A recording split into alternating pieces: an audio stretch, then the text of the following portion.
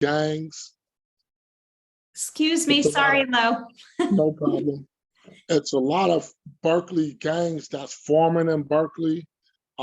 These youths out here, they're getting out of jail right now. So the ones that was in jail, they being released, and they just recruiting all these youngsters in Berkeley, and they recruiting them to do crimes.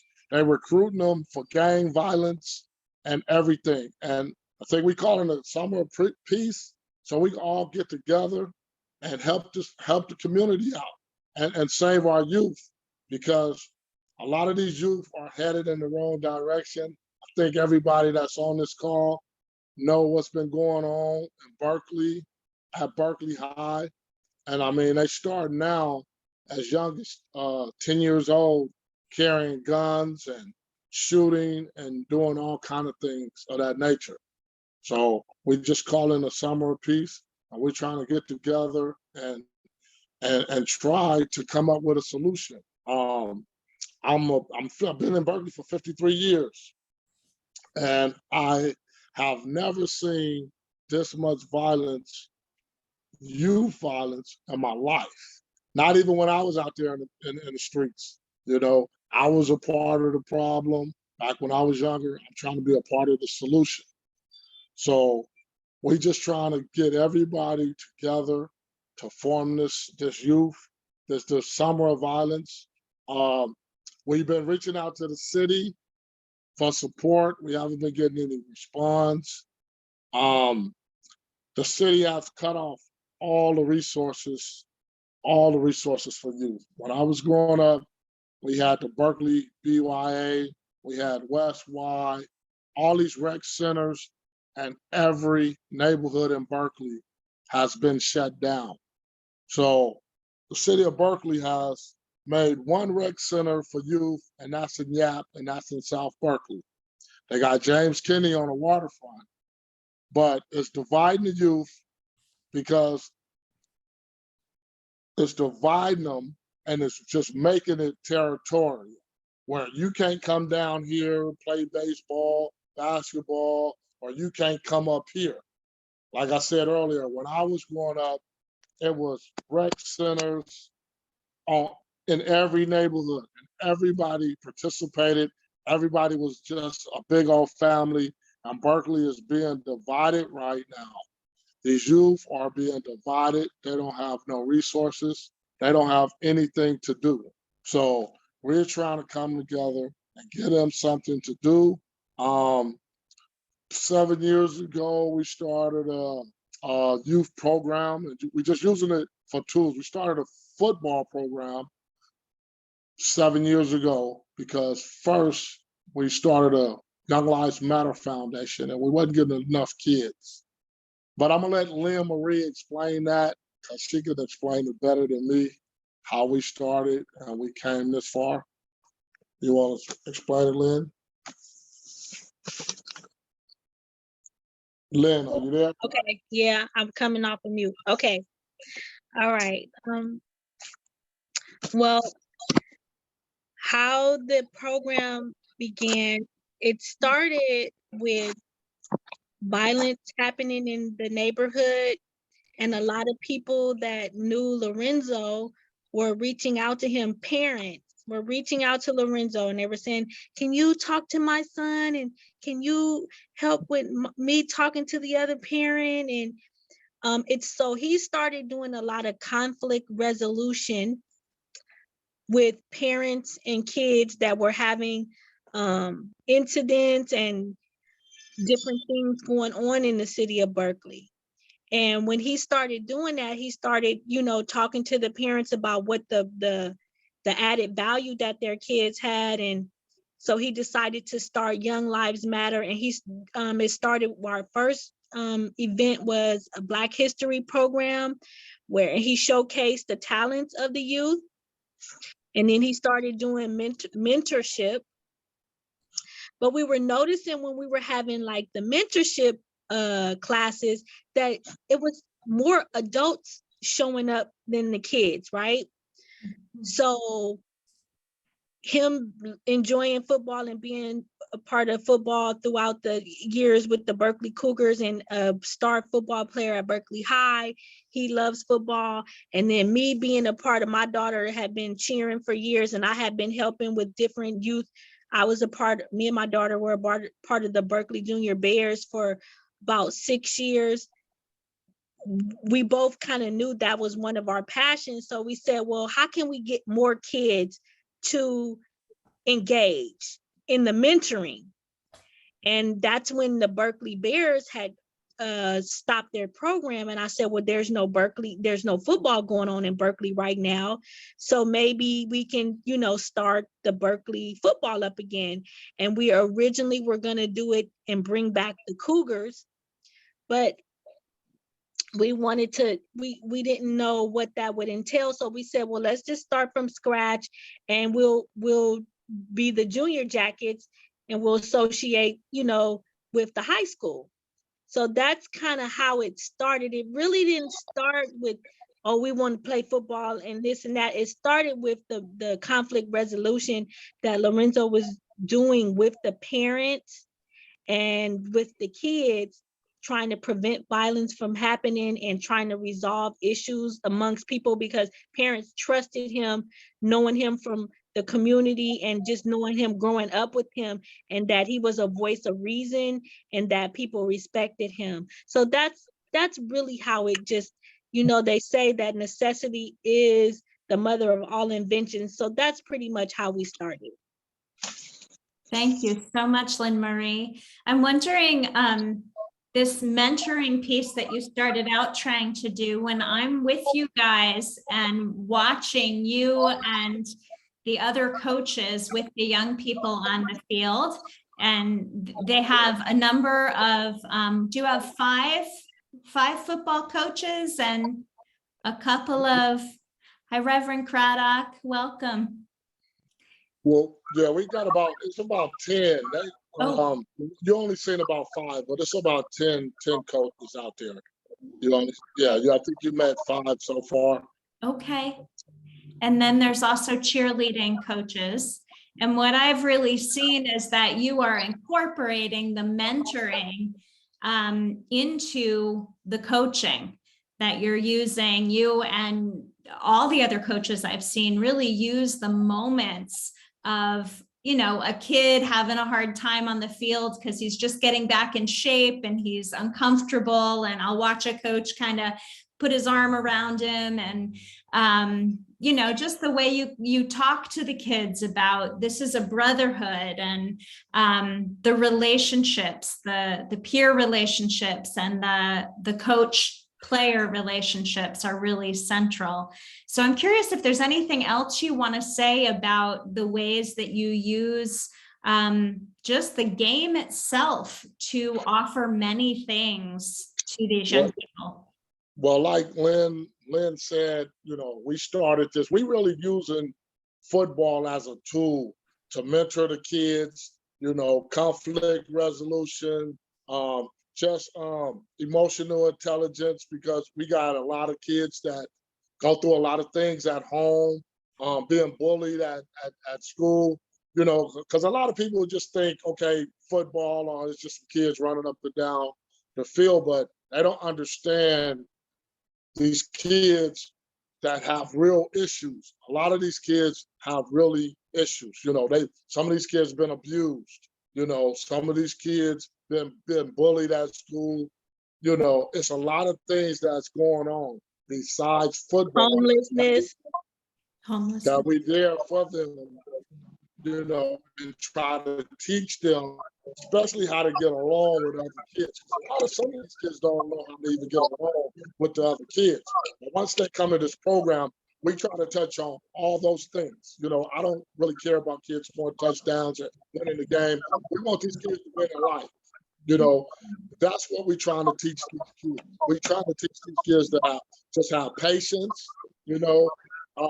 and a lot of these kids, they're not eating at night. A lot of these kids can't even afford the program, afford the fees for the program, because their parents just don't have it. We sponsor a lot of kids every year, we don't even have the finances, but we just say, all right, come on. We try not to leave no kids out. No kids out. And that's what our program is about.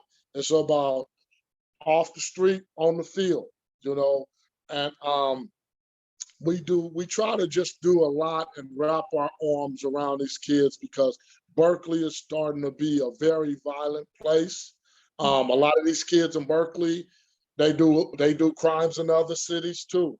I was talking to one woman one time, and she was just telling me what she doing in Oakland. I was telling her what I do in Berkeley, and she said, "Well, it's really no crimes in Berkeley because they always think about murder rate. The murder rate, that's what people think about. The murder is only three, 4 murders a year in Berkeley, but some of these kids that's in Berkeley are doing murders and crimes in other cities too, and they come back to Berkeley and become a domino effect, And I'm in touch with a lot of these kids that's causing problems. It's some kids that play in our program for our program. That's in the middle of these problems that come around our program. That they respect me and they talk to me, but I just don't like them around the program because, I know what they into. I speak to them, I talk to them, they reach out to me, so I know exactly what's going on in these streets, so I try to love them. At one point we was, having junior coaches, the players that used to play for the team, once they get a little old enough, come back and help coaching. We did that for a couple of years too, but it kind of got a little unsafe because some of them kids was part of the violence and the gangs in Berkeley, so we just trying to get some more better resources and better support for these youth because Berkeley is headed for a disaster. And we know every time it get hot in the summer, that's when everybody come out and play, and that's when a lot of violence happen. And that's why we call it a summer of peace. Yes. Thank you, Coach Lowe. Would you give folks an idea of how many young people you're serving in a summer and how long the season runs? So the season, well, we serve about 150 football player and cheer, and probably it'll be more than that because this year we brought cheer back. We had cheer in 2017. We cut it because we didn't have cheer coaches. We're bringing it back this year, so it'll probably be more kids and more kids. Probably about 175, 180 this year. So that's how many kids we serve. Wonderful. I want to just pause for a minute and welcome Scott Blake into the room. Scott Blake he works with Ceasefire in Oakland. He and Lowe and actually Pastor Dwayne Phillips all grew up together in Berkeley. And so, they've over the years that I've known them, they've had a lot of conversations about just how different things were for them when they were young. And I don't mean to put you on the spot, Mr. Blake, but I am curious. I wanted to say a few things just about what we know regarding relational interventions for violence. And that the research over the last 3 or 4 decades has been really clear that programs that put positive adults and positive relationships into the lives of high-risk young people or young people who are already engaged in violence, that it's through positive relationships that lives are best diverted away from violence and back into positive engagement with the community. And just, I'm speaking about that based on the work I've done in cities around the country, but Mr. Blake, you're kind of our local expert here on that front. I'm wondering if there's anything you would want to add to that in terms of what you've seen about how Ceasefire operates in Oakland and what you know about, how junior jackets can contribute to less violence in our community. So, hello, What's up, Reverend Scott? Angela, what's going on? Hello, it's good to see you. We haven't had the chance to meet in person because I wanted to run something past you about a possible connection in regards to support of the junior jackets. Right. And the part where there shouldn't be any issue around monetary support running your program. One thing that I learned through my work here in Oakland with the Oakland ceasefire and working very closely to the Oakland Police Department, I learned that the Oakland Police Department has a community.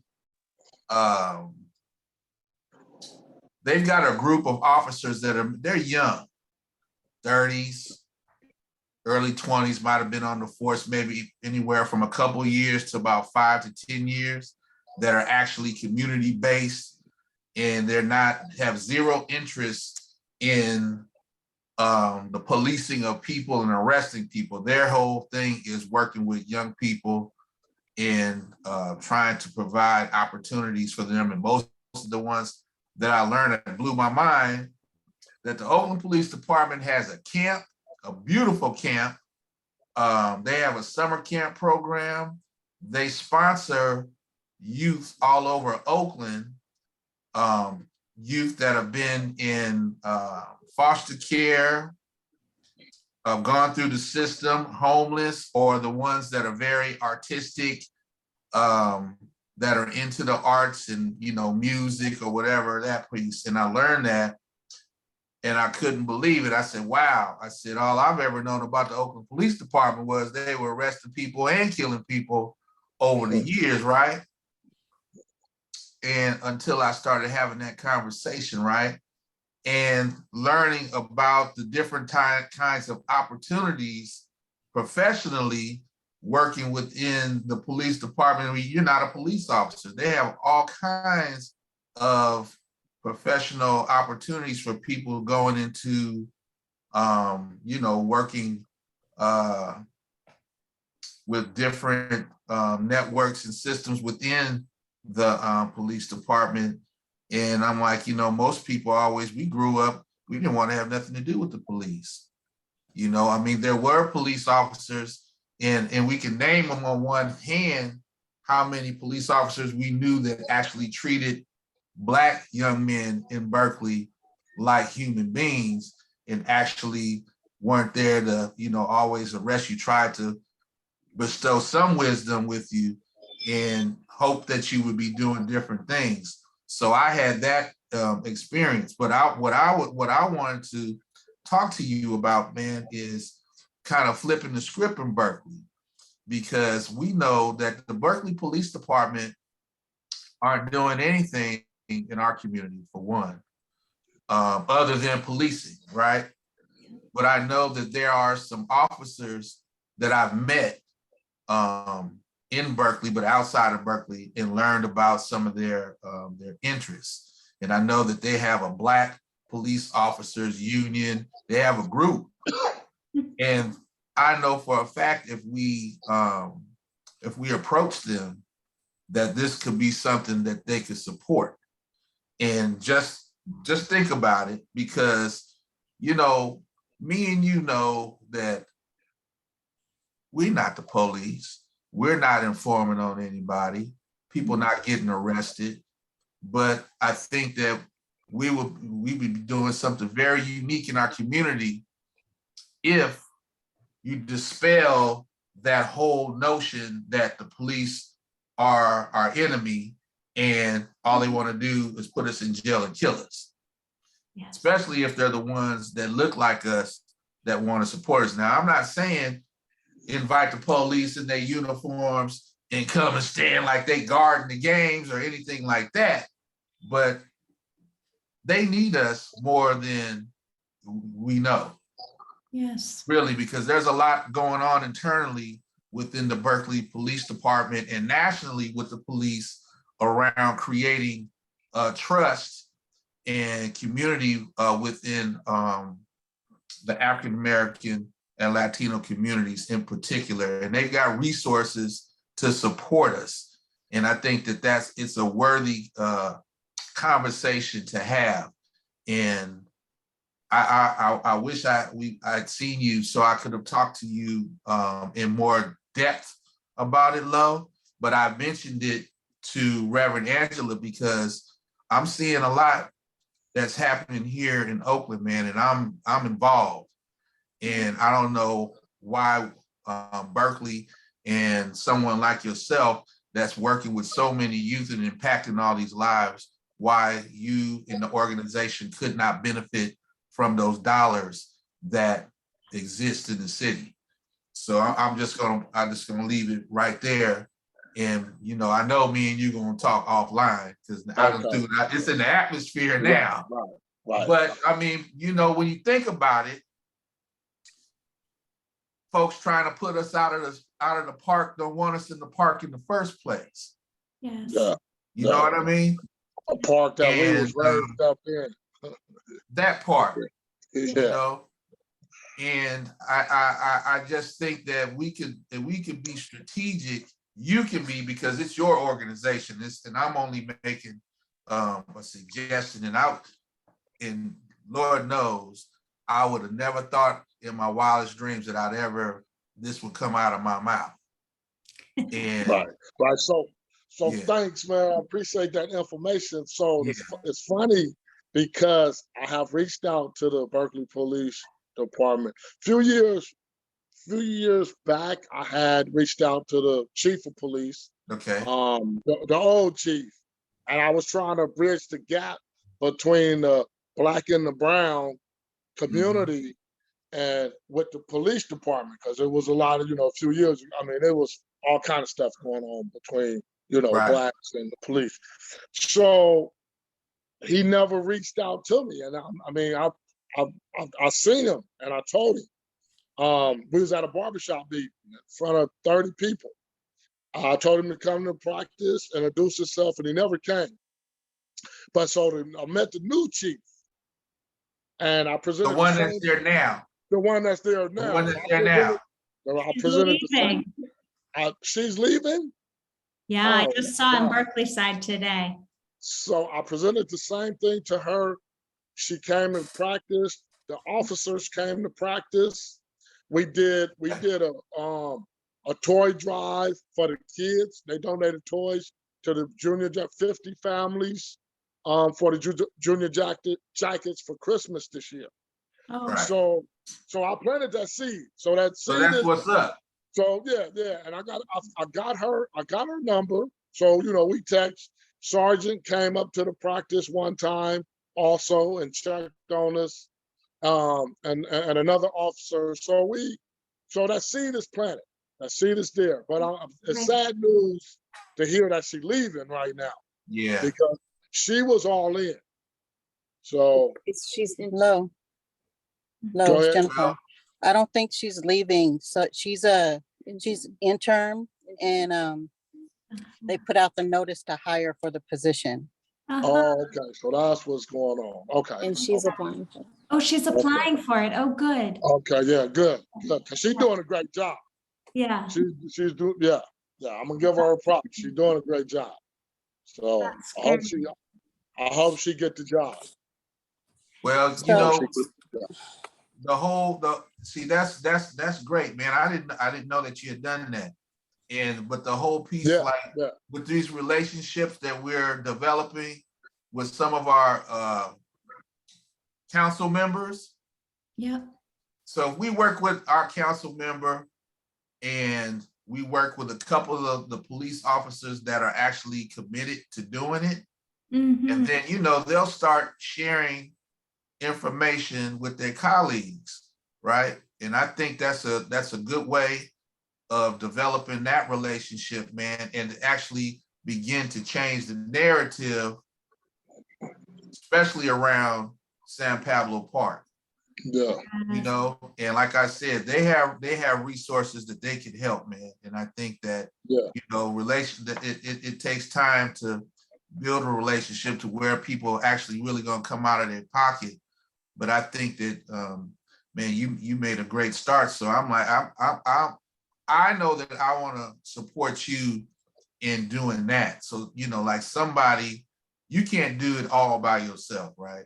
Yeah, right. And Right. somebody, you know, you and I, like I said, we can talk about it, but I think that somebody needs to be designated to, like what they say, liaisoning between your organization and the police department, right? Great. Right. To, you know, to keep that constant contact and reaching out to those officers that we know that would be interested in participating or supporting and getting them to buy in and commit. And so, you know, I put my hand up for that one. Right. Okay. Thank you. I put my hand up for that one. Yeah. Yeah, because the thing about the city of Berkeley that I know about, they don't be proactive when it comes to all this violence. They be reactive. You know, we trying to be proactive. We trying to stop a murder happening. You know, soon as something happens, then that's when they want to come. We want to stop all that. We want to be proactive. You know, and that's why we're doing what we're doing.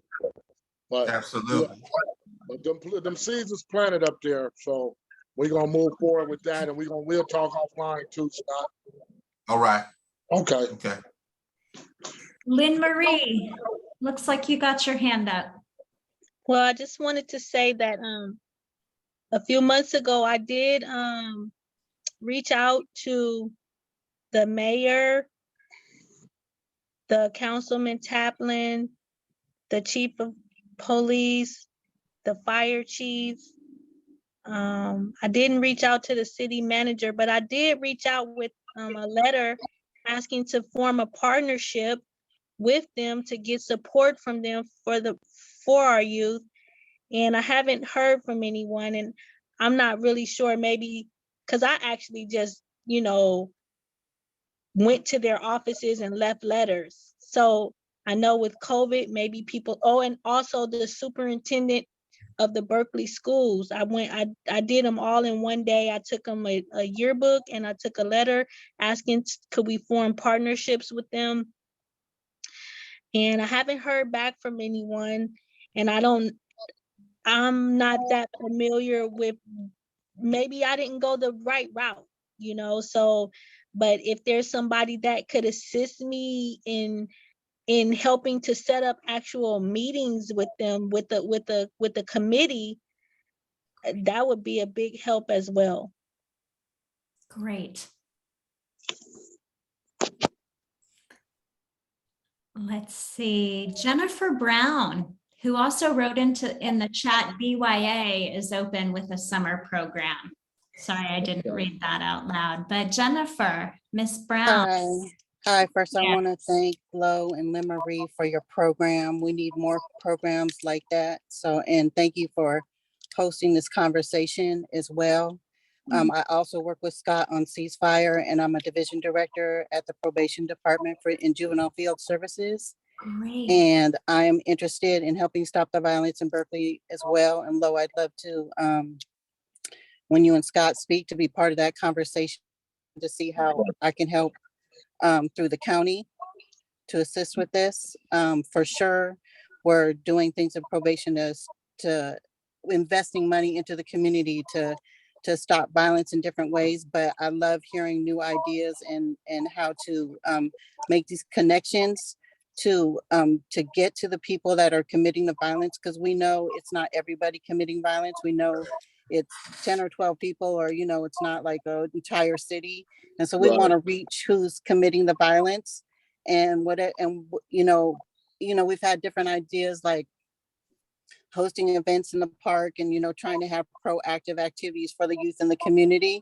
But I think even when we do that, we're not, the kids that we actually want to get there aren't there. They're still doing what they do, right?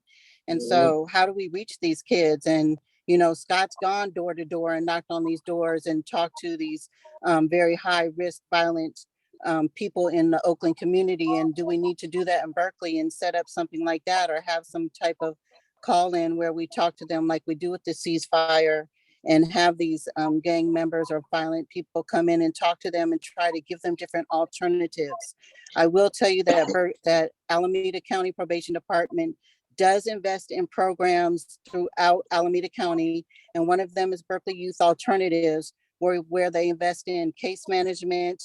They work with youth that are truant. They work with youth who need therapeutic counseling, free sessions for them and for their families. And they provide a youth employment program. My son's involved in participating in it right now and has employment through Berkeley Youth Alternatives with other youth that are down there participating in programs. And there are youth employment programs throughout Alameda County that probation invests in, and it's free to any youth in Alameda County. So the programs that probation invests in are not just for youth on probation, they're for any youth at risk. We now call them at promise, because they have trouble with the system yet. And once you get involved with get in trouble with the system, that's when you start getting, the funding and the gift cards and the, everything to try to help you and your family stay out of trouble. But these programs are still out there in the community for any youth. And I'd love to be part of the conversation. I so appreciate you guys having this conversation. I'm gonna go take a walk with my friend, but Scott knows how to get in contact with me, Lo, and let's have a conversation so I can help on the county level with this. Okay, Jennifer, I appreciate you. Before you go, Jennifer, well, am I gonna see you this week? Are you gonna be at the call-in? Yeah, on Thursday. That's next week? Yeah. This week? Oakland has a quarterly call-in where they call in gang members and they talk to them, and it's not law enforcement. It's like law enforcement, community, pastors. We have the faith-based community in there, community members talking to these youth, that these are adults actually we're talking to. These people are on adult probation and parole. That's how we're able to get them in there. But we talk to them and we try to explain to them that, we love them and we love our community and we want to make changes in the community and stop the violence. And how can we help them do that? And they offer jobs, they offer incentives and to these young adults, and try to get them to stop committing crimes in the streets. And we know that, they give the statistics out, like what's happening in Oakland, but the last call in, they called in a certain gang, and when we talk to the gangs, they don't necessarily change their behavior, but the last gang they called in, they just called in one gang. And there's been no violence with that specific gang in Oakland since the call in, let's pray that continues to happen. And there's been other violence with other gangs in Oakland, but, specifically, we just really try to reach out and talk face to face with these people that are committing the crimes in Oakland. And I don't see why we can't do something like that in Berkeley and talk to these, not just to the youth, but their families and the people that they love, because once someone goes out and kills someone or hurts someone, there's retaliation. So the violence just keeps on going and going, and there's got to be some way to stop it. And, I don't have the answer, but I'm willing to participate in whatever the answer can be. Thank you, Jennifer. Yes, some of the youth in Berkeley that's committing violence, I have their number. And 5 years ago, we brought both sides of the Waterfront Gang and the South Berkeley Gang together.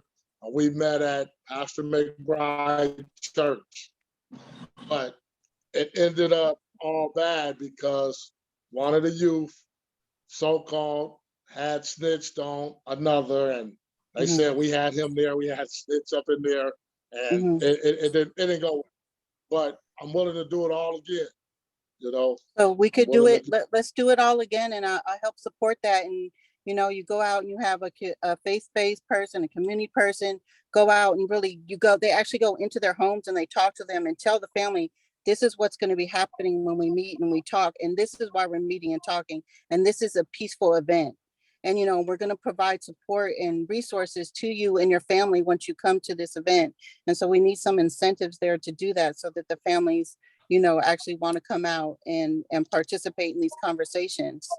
And then, of course, the youth need things to do, and they opened up their ice rink in or that skating rink in Emeryville. I love that. And then it couldn't even stay open a day. Right, right. Yeah. And, you know, Berkeley closed down the skating rink in Berkeley. And, you know, that was a major part. Then Albany closed down the bowling alley.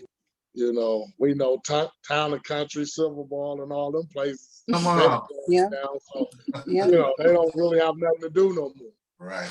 Yeah. You know? So, Yep. well, It's so true. yeah, so let's all come And together. you know, Lynn, and social media helps you know, the kids have so much access to social media, and they talk mess to each other on social media, and then they come out and they see each other in public, and then they want to fight based on words that were said on the internet. And so, you know, I don't know how we solve this, but like I said, I want to be part of the solution. So please count me in when you have the conversation with Scott. And I appreciate everybody on this call. Most definitely. Thank you, Right. Jennifer. See you next week. All right, take care. thank you for being here. Okay. Appreciate you. Lynn Marie, did you have your hand up again?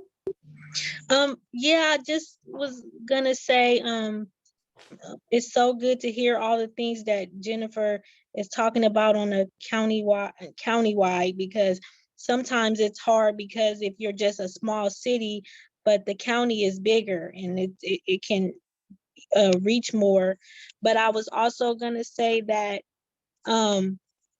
the support that we need as far as the presence of people, of course, monetary, and when I say monetary, it's because we want to be able, well, one of the things is the like Lorenzo said, the young adults that are coming home that are involved in violence, they have little cousins, little brothers, and all of those things, and they're in the households with them, like Jennifer was saying.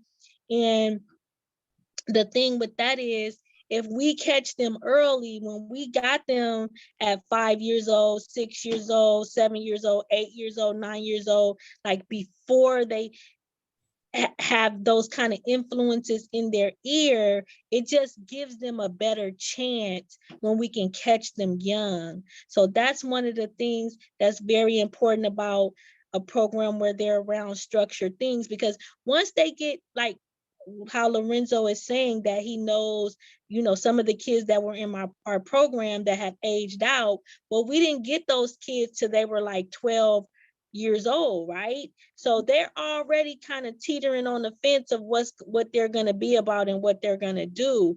So the younger we can get them and the more impressionable we can be in their minds, so when they have critical thinking and they have to make decisions that can affect the rest of their life, they're more prepared. So that's why it's important to have to try to get them at a younger age, because as they get older, it gets harder. And then when they have their siblings and their cousins and their relatives coming home, paroled to their house, and they're just it's easier to be under the influence. Yep. So that's all I wanted to say. Thank you so much, Lynn Marie. Let's see, Audrey Burnham. You've got your, hello, hi. Thank you for being here. Thank you for having me. Thank you for this. I was just thinking, because like my boss's husband has a gang and gun violence intervention and prevention program in Cleveland, Ohio. And I was thinking, like, for this event, this possible event of like bringing people together, I was thinking maybe two can, and I would love to for you two to be able to connect with each other, because the piece you were saying about how like you youth feel comfortable talking to you and telling you things, so you may want to like although they're not necessarily you don't want to like have them in the program if they're into some things. So I'm thinking like their own program would be fantastic, which is like, because my boss's husband's program works. And so I was thinking like, if just having people, so I'd love for you two to connect if possible, but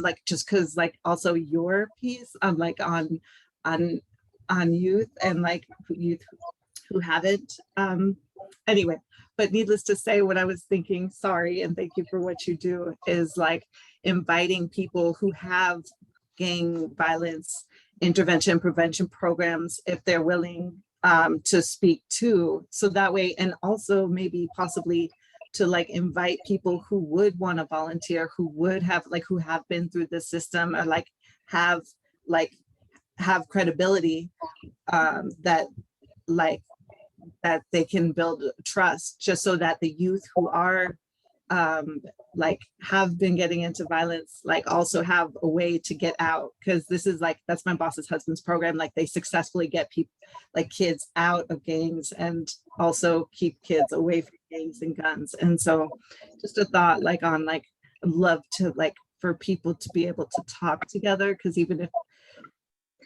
like can't necessarily get my boss's husband over here maybe, but can at least maybe get people who are available here to like form a program like that or something. I don't know. Just a thought, but thank you. So we did start another program called Voices Against Violence, but we've been struggling with the finances, and we've been struggling getting kids, and we've been struggling with resources. So we're gonna do a lot of things, especially after this conversation tonight. So, and I thank you. I thank you for that information. Thank So you. we working on it. It's wonderful. And I just wanted to add to ceasefire is a national violence reduction strategy that's been implemented all over the country, and in states and cities, just like in Ohio, where you just mentioned. They don't call them all ceasefire, but most of them are very similar because of the work that we talk about when you're working one-on-one with the youth and adult. It's called cognitive behavior therapy. And all the ingredients for violence intervention and prevention, we have the resources and the know-how to do it. Yes. Only thing that's holding us up in Berkeley right now with that is just the city to get their act together. Yep. Because that's where the resource is going to come from to be able to fund this thing. Yep. And in that, this work that Lo is doing, it makes 1,000% sense for that to be a component in his organization as a partner, community-based organization, Yes. involved in this whole work. And that's, it's, I think at the very end of the day, they're going to be starting conversations, which is sad about how the city of Berkeley in particular operates, because like you already know, Lo, it's not a fire. If it was on fire, He's right. then people be trying to move. But they've allocated money already. I got a letter from one of the council members who's Terry. They're already allocated like $1 million, man. I got that same letter. You got that letter, right? So we know they have the resources to do it, but look how long it's gonna take before the rubber meet the road. Yeah. Right. Yeah. But at the end of the day, I think, all of us, everybody just gonna have to have their stuff ready for it, because when it happened, people gonna be expecting everything to be happening all at the same time, man. So That's right. Yeah. I'm glad we was able to have this conversation, because I've been wanting to see you, because it's been on my mind. Well, thanks everybody for the support, because it takes us all to do it, to turn this city around, to make it better for the youth and a safer place for the youth and the parents. I mean, because a lot of these parents, they scared. Yeah. I mean, they scared, they nervous. They don't even know if their kids coming home from school, and it's sad. Yeah. That is sad. And the thing where I said about, I can speak on you and myself saying about any relationship with law enforcement, right? What I learned for myself working in Oakland, around the Oakland Police Department, not just them, but all of the, man, we got the FBI, the ATF, the US Marshals, all these different law enforcement agencies. There's a person that I've met that all participate in the strategy, right? Yes. And so they've got a group of folks where the street outreach guys feel like they don't want to have any contact with the police because they don't want people to think that they snitching on them or they're going to get them lined up. But I'm like, that's bull stuff to me, because if you was that guy, then it would happen, right? They don't know that we leveraging our relationships, right? Working alongside them, we have information that most people really don't have, right? We can give a cat heads up, say, look, man, they looking at you, they're looking at all your social media. One of your partners has done already rolled over on you in your name, you know what I mean? Yeah. And help them, divert them before they do that last thing that could get them washed up or even killed out there. But you know, that was a conversation I've been having for years over here, because I'm like, man, they don't have to worry about me telling the police anything that's gonna get them incarcerated. That's not what I'm here to help. Right. You know what I mean? Right. So, and my record shows that I'm helping and nobody's going to jail. They talk to me. Yeah. Well, like I was talking to one of them youngsters before, I told him, you don't have to worry about me telling on you. You got to worry about your friend.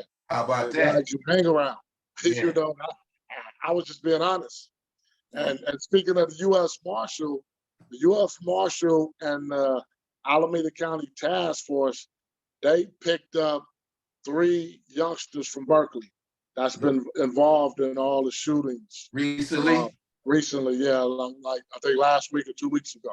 You know, that's the information, you know, we don't get and we don't know about, you know, but we do know about it. Right. You know, that's the information that's not in the Berkeley side and all that. Right. You know? But yeah, so Berkeley becoming a violent place. So it's a matter of time. It's just a matter of time. It's a matter of time. We have a hand raised up here. Mary Lee Smith, did you have something you wanted to say or ask?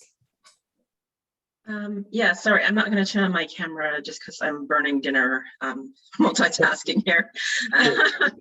So just want to say I'm so grateful that it's 1 million for ceasefire, because I was one of many people who I think had a Zoom call with Terry Chaplin telling him he needed to get ceasefire funding. We were part of, and so what I'm trying to tell you, I guess, is that there is a critical mass of people in Berkeley who did a lot of the work on the reimagining public safety that got, you know, mental health response. And a part of that too was the response to the gun violence in Berkeley. And, you know, there was a lot of response in terms of increasing surveillance, increasing cops, increasing guns, you know, like more guns, more cops, that's all going to solve it. And, you know, my opinion on all of this is community and relationships, and there's a lot more people that think that way too. And so while there is more surveillance and there aren't going to be more guns and cops supposedly to solve this problem, there's also thankfully going to be ceasefire money. You know, and we looked at Oakland. We love what Oakland's doing. We looked at Richmond. We saw that. You know, we tried to show the data. And you're right. It took like so many years. It was ridiculous. You know, there were requests after. Yeah, so let's not even go there, but just thrilled to see that it happened, because it was at 200,000. So I'm so glad it increased. And so first point being, there's a group of us that are interested in seeing this happen, you know, that we don't want this violence to continue, that we want the community to take over and you know, take charge. And that's how we deal with this violence. And we want programs like yours, Lo, to be resourced, and any other program you want to make, it should be resourced. You know, that's where the programs come from. They're not going to come from a city council or anyone like that. It comes from the community, and we know that. And so we'd love to see, be able to help you make that happen for sure. Not really sure. We're not like an organized group in any particular way, like, don't have cool matching uniforms or anything. So sorry to say. We just kind of were working on reimagining the public safety, and when that has kind of like, with the mental health stuff kind of went aside, we haven't been kind of convening as much. There were some cop watch folks as well who were like working with us as well. So, but so excited that we like connected somehow. I actually connected Angela through a mutual friend of Stephanie, and so I'm so pumped that like, all connections came around. Love community, and so yeah, want to keep in touch, want to get in touch with other people that are love this kind of stuff. This is what we want to see in Berkeley, and I'm so tired of hearing people say, oh no, that's just Oakland folks coming over. I hate that. I don't know what that even means. Do you know what I mean? Like it's like total ignorance, and I want to educate folks, and I want folks to understand this is part of Berkeley, and we take responsibility, and this is part of our community, and this is how we handle it, And so that's all I wanted to say. I'm just pumped and excited about like finding folks that, we can work together with. I've done a lot of work in Oakland with APTP and that kind of stuff, did a lot of anti-racist work there. I'm a white woman, but I kind of came home to Berkeley, but haven't found an organizing group here. So I'm just kind of excited. So really appreciate it. Thank you for the work that you do. So much gratitude. And yeah, I'm going to look to organize as many folks as I can and connect with you guys. Thank you. So, I appreciate you. Yeah, for sure. And I emailed Stephanie. I will email Stephanie and just give her my contact info, and maybe she can connect us or something that way. If that's beautiful. All right. That'd be beautiful. Okay. I look forward to Awesome. that. I look forward to that. Thank you so much. You're so welcome. Esther. Hello.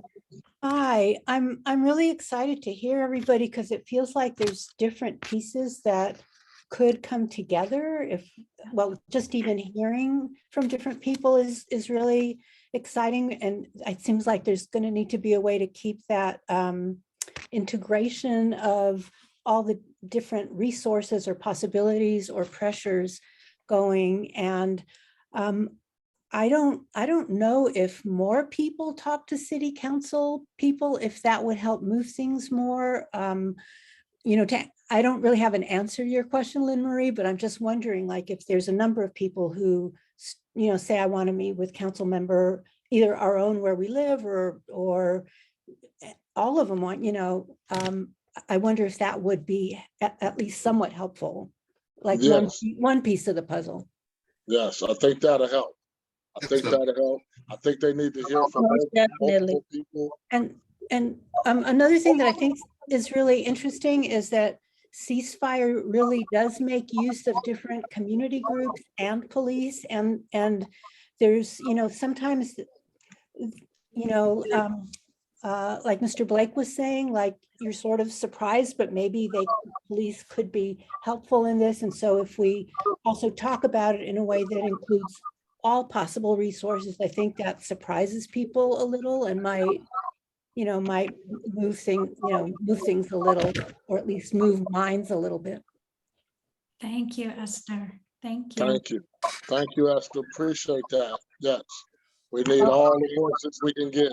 Well, I appreciate what you are doing. Thank you. We are almost at time, and I just wanted to do a shout out here. We have former councilwoman Cheryl Davila, who has been an enormous advocate for resources for violence prevention and intervention. So I'm not sure if you can hear us, Councilwoman Davila, but we are just so grateful that you are still engaged in our community, and that your belief in the young people and belief in the people of Berkeley is just such an inspiration, and just so grateful you're here. And can I piggyback off what you just said? Councilwoman Davila been down with me from day one. She always supported everything I've done, everything from day one. Yeah. Even got the field for us at practice field.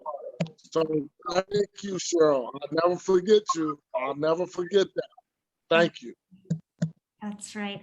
I also wanted to just shout out to Reverend Craddock, who's here. He sometimes is in the car, so he may not be able to turn his camera on, but he is someone for whom sports, it wasn't football for him, but I think it was track, basically changed his whole life. And he is really interested. He is the senior pastor of Ebenezer Missionary Baptist Church, I believe. And that church is going to adopt junior jackets and All right. provide financial support and, you know, mentoring. And there's a former NFL player in the congregation, a whole bunch of athletes. And so he really has the vision for how a church community can just come and surround the team and give the kids the knowing that there is a wider community that is rooting for you and is here for you. So we will further explore that partnership and look for, I also see from Reverend Phillips that other BEMA churches, and that is the Berkeley Black Ecumenical Ministers Alliance, that Reverend Phillips is saying that BEMA is also in general interested in backing junior jackets. So I'm really excited that we may be finding ways that, you know, the faith community can also really just come and embrace this program more too. That's So, what's up. yes, what was I'm that? laughing. Thanks, Oh, everybody. no, wait till we talk by ourselves. I know, man. I thank everybody because I'm so excited. When I get excited like this, I can't go to sleep. So I'm gonna be thinking about the whole conversation, and I'm so happy and excited about everything in this meeting. Thank everybody. Well, I am just so grateful everybody came, and to get to see the big grin on your face, Coach Lowe. You and Lynn Marie have held so many young people in our community for 6-7 years. They have paid for this program out of their pocket. They work 1 and 2 jobs, and then they put in countless hours organizing, training the coaches, coordinating the whole thing. You should see, it's like impeccably organized. They have just been doing this because it's what they feel called to do. They love the kids, they love the community. And so I just am so grateful that you all showed up for this conversation to shine love and support and ideas on them. And I've been taking notes, and I will help follow up on all the threads of these conversations. Dawn and Lauren, thank you so much for being here. These are some of my old friends from First Congregational Church of Oakland, and so grateful to have you with us. And Becky, I love that you came. Becky's a public school teacher who is so dedicated to young people in Albany. So just really love seeing people who I'm connected to in so many different ways here. Thank you, thank you, thank you. We would love to do this again in about a month. And maybe we'll have more things to follow up on. Maybe we'll even be able to get one of the young people in here, or one of your junior coaches, or I don't know. We'll see who we can bring into the conversation. But I think if we can keep the momentum going and just stay connected around the positive solutions and be building really this network of relationships as much as the network of relationships around the kids. We all need more connection to make it through this kind of time. So much love and gratitude to all of you, and we look forward to next steps. All right. Thanks everyone again. Appreciate y'all. God bless you. God bless you all. All right. All right, more soon. Thank you so much. All right. I'll stay on a minute. Thank you. Thank you. All right. All right. Bye. Hi, sweetie. I love your big smile. That I made know, the I'm whole happy. thing. I'm- You're I'm so- happy. I'm so happy and I'm tired, but I know I'm not gonna be able to go to sleep because I'm excited. I'm glad you're excited, but I do hope you sleep. Yes. Oh, we'll All talk right, soon. Fred, much love. Much right. love to you. Big hug to Lynn Marie too. All right, thank you. All right. I'll talk to Bye. you soon. Bye-bye. Okay, bye. Bye-bye.